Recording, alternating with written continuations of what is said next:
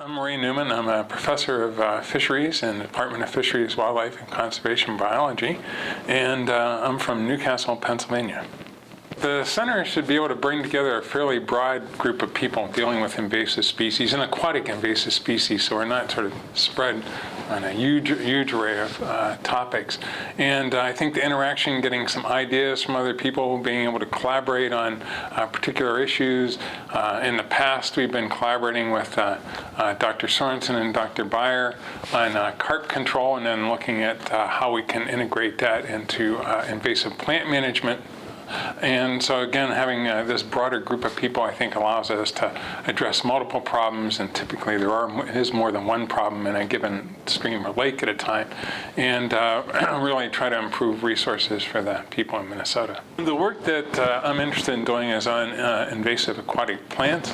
I've worked mostly with curly-leaf pondweed and Eurasian watermilfoil. So with curly-leaf pondweed, we're looking at approaches to chemically control the plant. There aren't good biological controls, but looking at ways to do this to cause sort of minimal harm for native plants and actually be able to restore native plant communities. With Eurasian watermilfoil, we've really been focusing on biological control. There's a native weevil that we can use to control the plant. Unfortunately, it tends to be controlled by sunfish in a lot of lakes.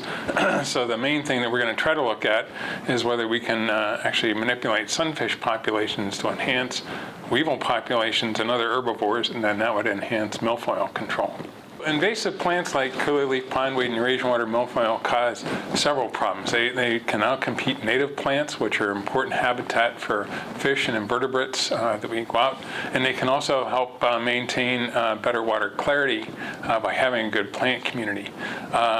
Eurasian watermilfoil and curly-leaf pondweed form these sort of nasty mats, so that's what shades out the native plants. And the water quality clarity issue is sort of equally important there, because the plants can end up maintaining good water clarity, and what you want to do is promote native plants that aren't going to form these monoculture sort of canopies that shade things out and inhibit recreation.